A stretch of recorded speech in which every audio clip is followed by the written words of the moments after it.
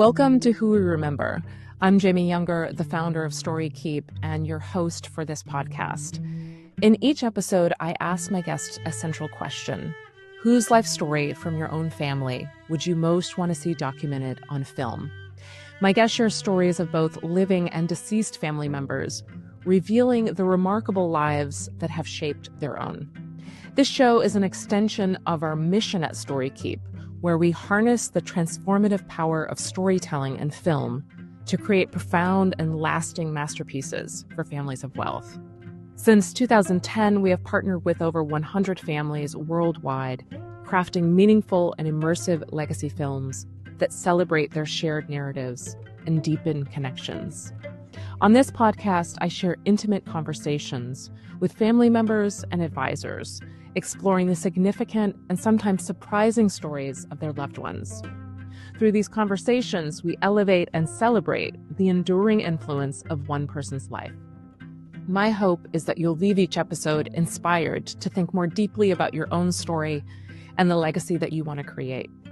Today, I'm so excited to welcome Brian Hughes to the podcast. Brian is president of Eton Advisors, a boutique multifamily office based in Chapel Hill, North Carolina. When Brian shared that he wanted to talk about his late mother, Lavinia Busa Hughes, I couldn't wait to dive into her story. She was a vibrant force of nature who lived a rich, full life. She was born in 1930 and one of 8 children of Italian immigrants. She carried forward the name of a sister who passed away too soon. Early on, she worked for Eastern Airlines in Boston, where she met her husband, a meeting that took them to New York and then to New Jersey and finally Cumberland, Maine, where they raised their family. Lavinia was many things: a wallpaper business owner, a Eucharist minister, a bridge player, and an avid golfer with 2 holes in one. But what most stands out is her love of cooking, something her family, especially Brian, remembers fondly. Before we dive into her story, let me tell you a little bit more about Brian. He joined Eton Advisors earlier this year after 12 years consulting for ultra-high net worth family wealth firms and leading growth for 2 private multifamily offices. He also serves on the advisory board of the Ultra High Net Worth Institute and has been the managing director of the Southeastern Family Office Forum since 2014. He lives in Philadelphia suburb with his teenage daughter. As a kid, Brian loved being in the kitchen with his mom, whether she was preparing a family meal or baking treats. These moments left an indelible mark. So settle in and join me for this special conversation with Brian Hughes as we celebrate the incredible life of his mom.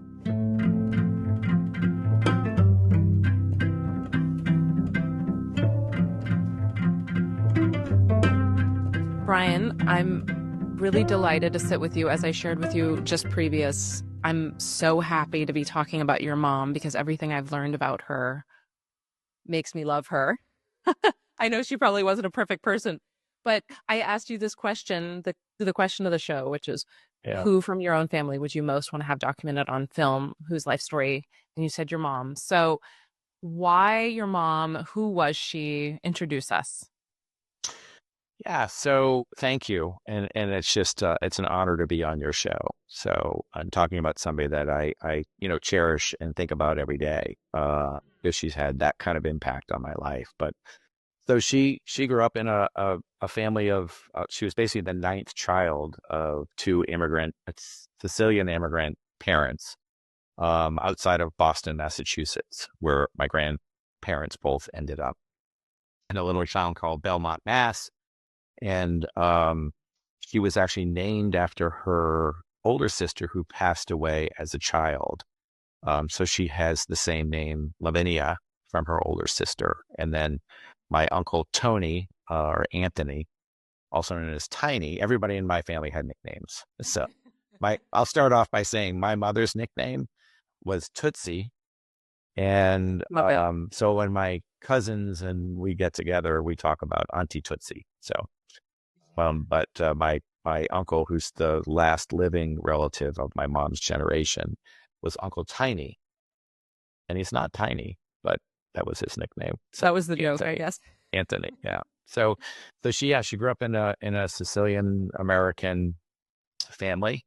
My grandfather was a farmer. He was a vegetable farmer who took his vegetables after lettuce, typically into Boston to Haymarket Square on a wagon and sold them in Haymarket Square in Boston. So a farming family, but eventually my mom went to college. She went to BU and met my dad That would have been in the there. 50s, I guess.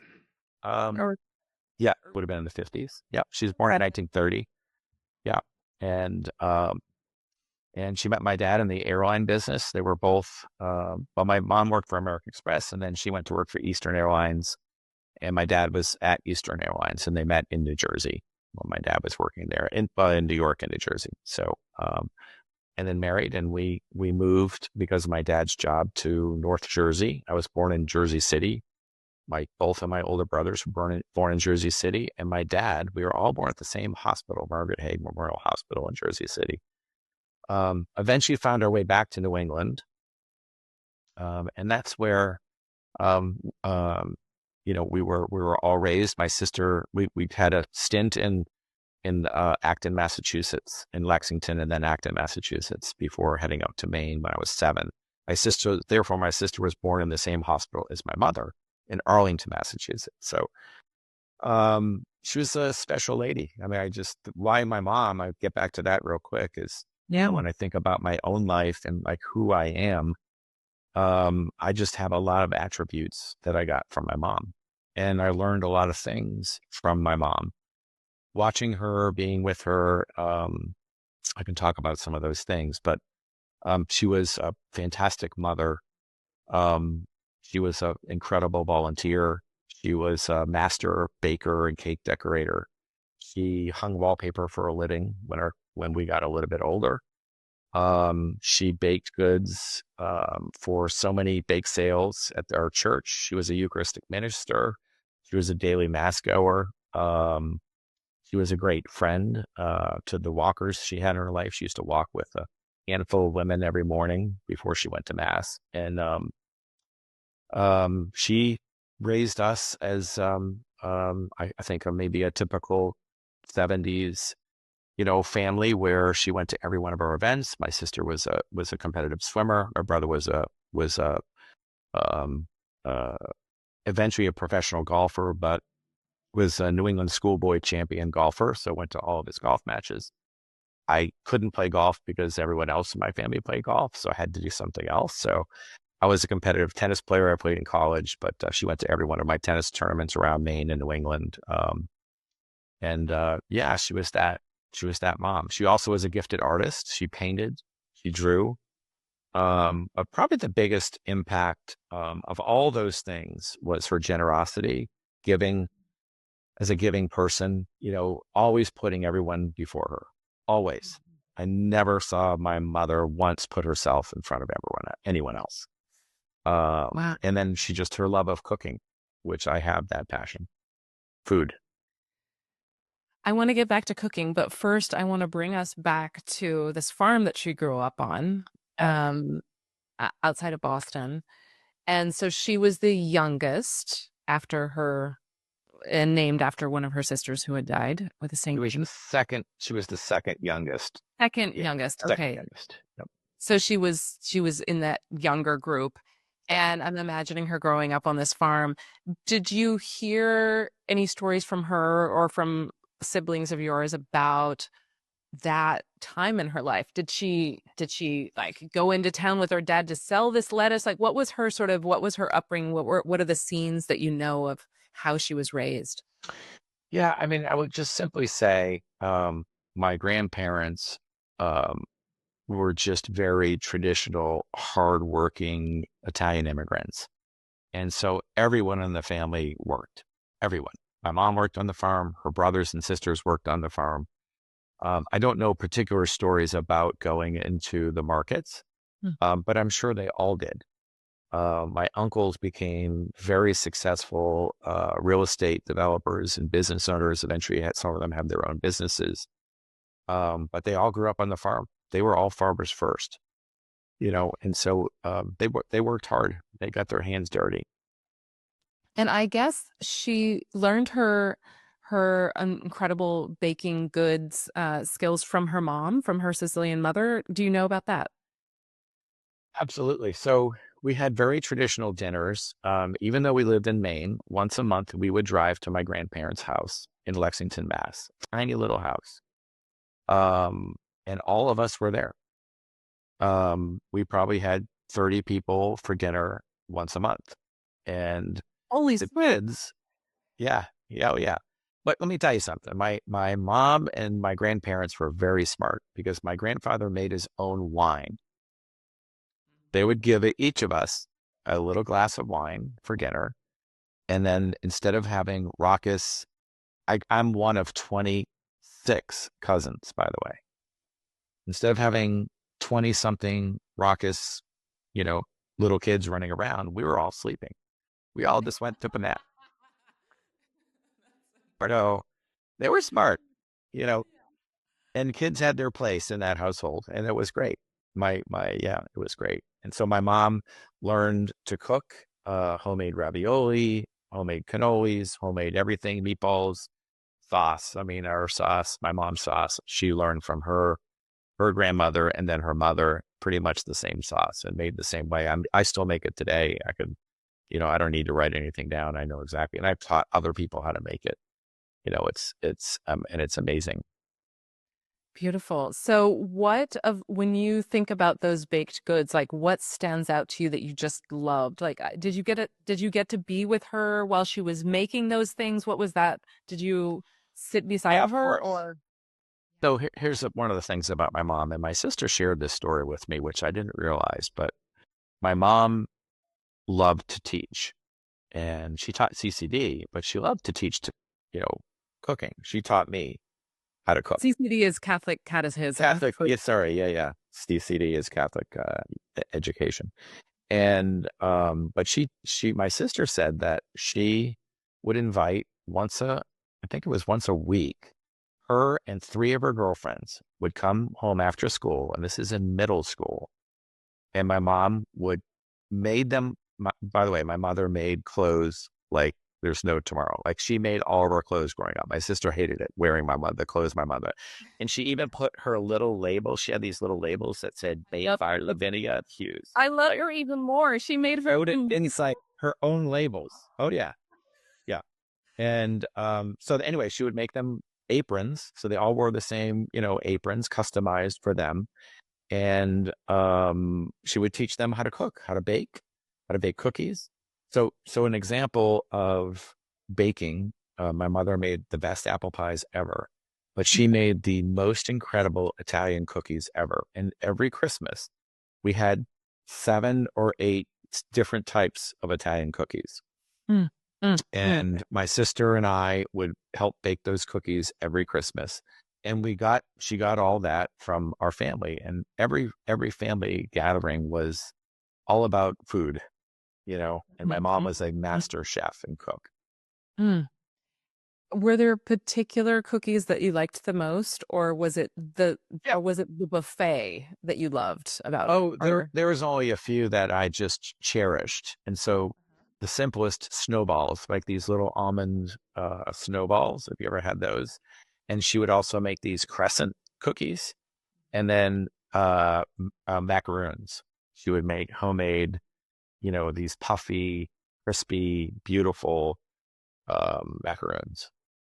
I knew there was a reason that your interview with us was delayed as it's getting closer to the holiday season, right?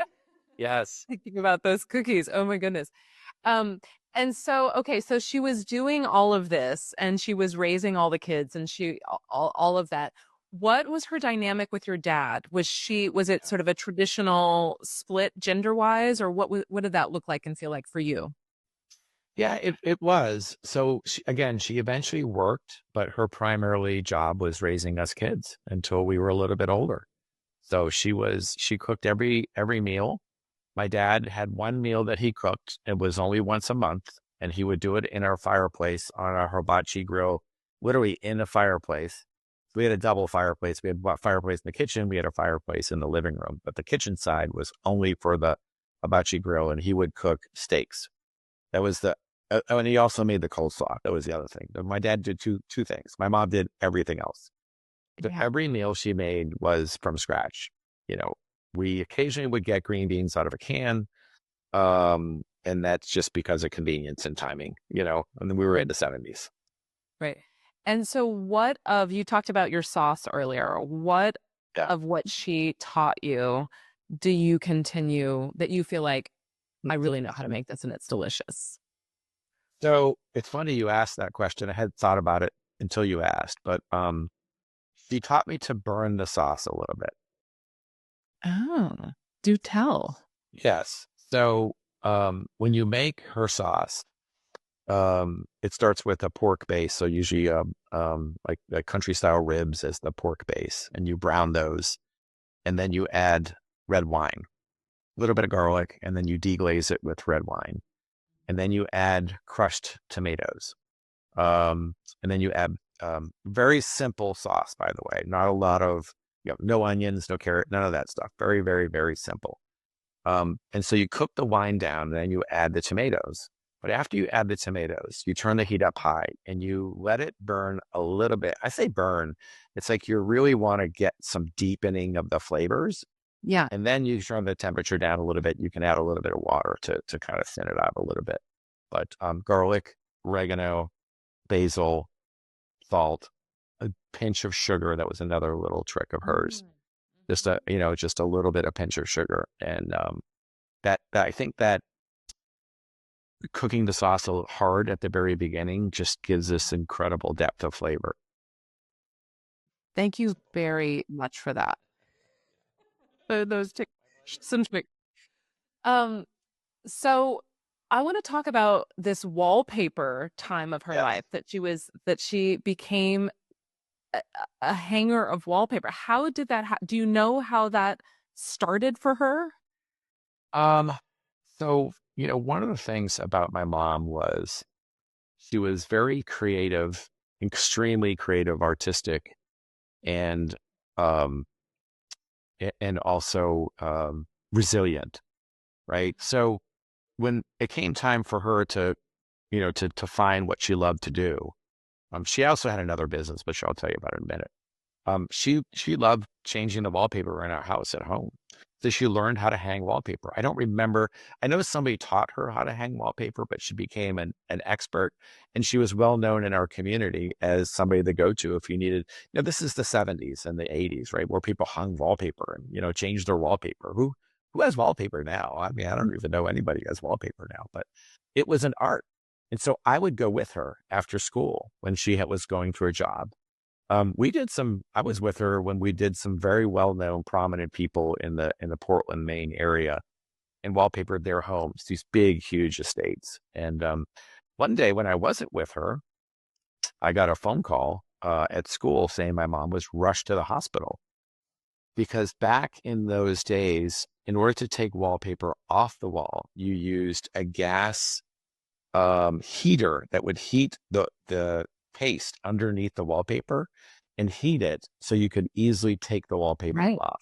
Well, they were propane powered, and somehow there was a leak in that particular um, tool that she was using, and she passed out, and she almost died. And they took her to the ER, and we all were like in panic, but she was fine, and just had another great story to tell, frankly. But there are hazards to hanging wallpaper, at least in the 70s and early 80s. Yeah, so I went with her. I learned how to wallpaper. I learned the do's and don'ts, and she was impeccable because if you think about wallpaper, people buy wallpaper mostly for the patterns in the wallpaper, Right. right? Well, you have to match those patterns perfectly. Otherwise it looks crummy, right? Yeah, I mean, Yeah. exactly. It doesn't have the same effect, but Right. that's her. She was just so artistic, you know. The other business that she had was she was also a cake decorator, and she was well known again in our community. If anybody needed a birthday cake, an anniversary cake, any sort of occasion, they went to my mom, and she taught herself. Wilton, we had Wilton cake decorating tools all over, the kitchen. Right. Um, and she was unbelievable. She would make these beautiful little flowers and just intricate designs. And She was an incredible talent. And my sister reminded me of another talent of hers. She was also an accomplished calligrapher. I love So that form of she art. had impeccable handwriting. She addressed every one of my ex-wife and I, our wedding invitations, my sister's wedding invitations, um, cousins' wedding invitations. Everyone's, reached out to Auntie Tootsie, hey, can you do my wedding invitations? Which And is she a huge just job, by the way. It takes a lot of time. and she just loved it. She just loved it. She was such a, like I said, just a giving person of her talent. She recognized that God had given her all these incredible talents, and she was not going to let them go to waste. What an inspiration. You talked about how she was resilient. You noted you use that term, and I'm wondering if you can share what you know of hard times that she went through, where you feel like she went through it and she lived through it and she was maybe stronger for it. Do you know of difficult moments that she lived through? I do. My dad was an alcoholic, so she always put on a smile regardless of what was going on. She never let you know that, behind her and my parents stayed married. They did separate for a little while and they came back together, and she always took care of my dad till the day he died. But she never let you know that they had some issues, and my dad was sick, and nothing was. It's so interesting as I reflect on it now. I hadn't really thought about it until you asked the question. You know, it felt like nothing really changed because she just did what she needed to do. She took care of my dad. We tried to get him help. We did an intervention for him. He lasted less than a day in a treatment program because he was a stubborn, born of that generation. He fought World War II, and but he calmed down after that and stopped drinking. He eventually stopped drinking on his own and realized what it was doing to him and his family. But my mom was just incredibly resilient. Uh, the only time I saw my mom cry, two occasions that I can think of specifically that were memorable, was when my grandfather was killed by a drunk driver in 1971. This is in Lexington at their home that we went to many, many times. But he was out on the front yard like an Italian, rolling his front yard with a huge cement roller. He was 81 years old and had a huge cement barrel that he would roll the grass. I guess a way to it's in the growing process of the grass, and in the fall. And this drunk driver, literally in a rural neighborhood, came up on the lawn and hit him. So that was a traumatic moment in all of our lives. But, so that was the one time my mom showed incredible emotion. And the other time was when we were living in Acton in a neighborhood. A neighborhood friend was also killed very young. And but again, I think, my mom showed beautiful emotion of love and tenderness and kindness. She was, always had a smile on her face, always had a wonderful thing to say. She had these sayings. One is the one that we all heard growing up. If you don't have anything nice to say, don't say anything at all. She lived by that. Uh-huh. Sounds like it. Yeah. Yeah. And what do you have any other sayings or what you would sort of think was her life motto? Yeah. I mean, I think my mom was always patient, and she used to say, if I had said or somebody had said, well, I can't wait for this to happen or that to happen, my mom would say, well, don't hang. I mean, like, don't sit around and wait for it. You know, That's how she would put she it. would, Don't hang. don't, yeah, don't hang. Don't And I don't hang. really know what that saying, where it comes from, Yeah. but it just simply means stop just waiting for something to happen. You know, Yeah. live your life. Beautiful. I also sort of love the rhyme of that with the fact that she hung wallpaper. Right. Maybe that's where it came from. I don't. I had it wrote. Um, I'm really struck as I'm having this chance to listen to you share about your mom and then knowing a little bit about your incredible professional life Mm, and also a little bit about your personal life of like having recently gone on a trip to Sicily um, yes. with your teenage daughter. And I just would love to hear from you what you feel like you have lived out of the impact and the impression and the legacy that your mom infused in you, and what maybe you're still trying to live out. Yeah.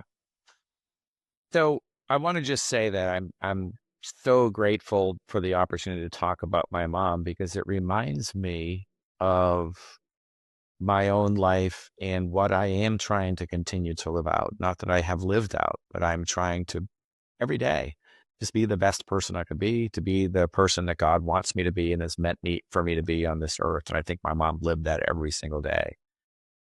So I've received just so many gifts from my mom that I continue hopefully to use. So one of the things that my mom did often was to bake goods. She just baked cookies, baked cakes, and gave them away and volunteered to bring them to different places. And so my love of cooking is it's a combination of being able to create something that other people can enjoy, but it's also, and I find myself doing this. If I remember, we in the neighborhood we lived in Pennsylvania, if a neighbor was sick or somebody was going through a rough time, I would volunteer to make them something. I would make them dinner and bring them dinner. I would do it all the time. And I don't know, until this conversation, I didn't really recognize I got that from my mom. So I mean, I love cooking and cooking a great meal for other people and watching them enjoy it, which my mom certainly did. But just making things for other people when they're in need, I never made that connection until this conversation. Mm. um, I think, this love of my family and my Italian and Sicilian heritage, as you mentioned. You just came back from Sicily yourself, We did. and Gabby and I got a chance to go. My 16-year-old daughter, she and I were in Rome, and then we went to Assisi, and then we went to Positano. But the highlight of our trip, this is right after Holy Week. We were Easter Monday. We were at my cousin's house, who I'd never met except on Facebook. And I just thought we were the four of us, she and her husband and Gabby and I were going to have a nice little Easter Monday lunch. And then I walked out her back door and saw a table of set for 40 people. And that was my family. Oh, Yeah. And it was course after course after amazing food. I got to make the bread in their Roman oven out in the backyard. I got to burn the olive branches to create the fire, to put into a huge metal pot to roast artichokes and onions on the coals in this little cylinder can, if you will. And it was amazing, but it was family. And my mom made many, many trips. She'd been to Italy a number of times. I don't know if she ever made it to Sicily, but I know she was in Italy quite a bit. I got to see the home that my grandfather grew up in Santo Stefano, um, Italy, in Sicily, little town out of Messina. So our love of travel was something that was part of our family too. We traveled a lot, but my mom loved, to travel and to go to new places. Um, yeah. yeah. And did you feel like you understood your mom on some deeper level going there to Sicily and or what did that feel Mm. like? Well, I mean, I think it just reinforced how important family is. I mean, Yeah. sitting there having a conversation where I have to go to Google Translate. I've taken Italian. My daughter and I learned Italian, but my French is way better than my Italian. So they didn't speak a lick of English, very little English. So it was all Italian. So I learned more Italian that day and a half, 2 days in Sicily than I did in the years in college and outside of that. But but going back, it's was about we the experience was like we'd known them our whole lives, and that they were our lost cousins that we were just getting reconnected to. And so they were my grandfather. My grandfather's name was Antonio, and one of his sisters was Antonina, and this was Antonina's grandchildren. So we were, I guess, kind of third cousins or second cousins. I don't know how that math works, but family. I mean, it was all about family. Gabby literally said, "Dad, this is one of the best days of my life, and I want to move to Sicily." This was after she said she wanted to move to Paris and wanted to move to Rome. She's like, "I want to move to Sicily." So I wouldn't be unhappy. She said, "Maybe you should retire, Dad, and move to Sicily," which I might do that. I don't know. We'll see. Something to contemplate. Yeah. Yeah. Yeah. So beautiful, that scene. Um, as you're talking, one of the things I always consider in doing these conversations of who we remember is the scene because there's always like the sit down interview, right? Of what you would want to have someone share about their life story. But there's also these scenes. And I just, with your mom, I just so imagine capturing her hanging wallpaper, capturing her, maybe that's in the archives, capturing her making something in the kitchen. And these little tips and tricks, I'm sure, like she would pass along, like, you've got to do this, you've got to do that. That's how I picture her. And also from the incredible photo that you shared of her, I know that Right. was, she looks like she's in maybe her 20s or 30s there. So of course you remember her in other phases as well. But in my mind's eye, she's, standing in the kitchen baking something looking like that, with the beautiful dark curly hair. She always had an apron on because it seemed like she was always cooking something. And she would just make the most fabulous meals out of nothing. I remember probably one of my favorite dishes of all time is on a rare occasion, we would make a roast beef, like a traditional roast beef. And we would have leftovers. And my mom would take the leftovers, the cold roast beef, and cut it into very thick slices. And she pulled out, I don't remember whose recipe it was, but she pulled out a recipe for roast beef au poivre. And she would turn that roast beef into an even more amazing meal with a cognac sauce with peppercorns studded into the roast beef, floured, melt in your mouth. I mean, I could taste it now. It's like one of my favorite meals of all time. But my mom would just, she never wasted anything, ever. And that was another reminder, you know, waste not, want not, all the time. Right, right. Um, so uh maybe you've considered this. Your mom passed in 2006 or 8? Correct. 6. 2006, December 28th, 2006. And given the fact of her incredible life and her impact on you, I imagine that was a beautiful and difficult goodbye. Um, Now you've had quite some years of living without her, at least in the physical form.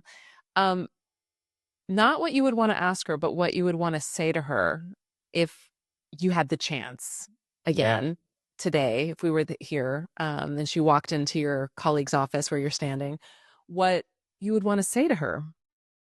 Yeah. Um, boy, there's so much that I would say. One is just um, gratitude that I'm grateful and blessed, frankly, to grow up in a household with a mom who, as my sister would say, she did it all. She did it all, and she did it all with a beautiful smile on her face, with an incredibly cheery attitude. I never saw my mom really get mad, except if it was something that, that I did or one of us did that we shouldn't have done, obviously, but that was never real anger, but she disciplined us. But I was grateful for a mom who instilled so many important values in my life that I feel like I've lived some of those values, and I want to continue to do that. Generosity, gratitude, forgiveness. My mom was an incredibly forgiving person and taught me how to forgive. And just some of the skills and gifts that I've been given, like love of food, love of cooking, love of travel, love of people, love of giving. Um, and I think maybe one of the most important is, just being a good parent. I mean, I've gone through my own trials and tribulations. I'm recently divorced and separated for 3.5 years, alcoholic wife, and have full custody of my kids.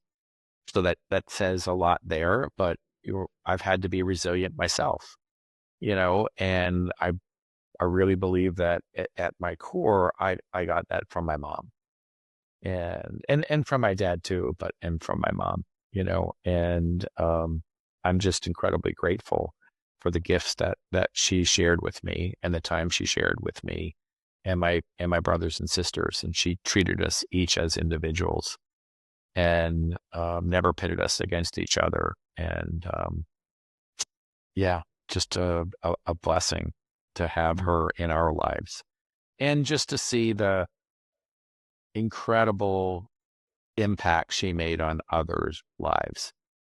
She volunteered at Maine Med Hospital. I didn't know this. My sister reminded me that she was a candy striper at Maine Med, and she would do whatever they needed her to do. She would bring TVs into rooms. She would read to kids. She would bring the book cart around. She would check people into the ER.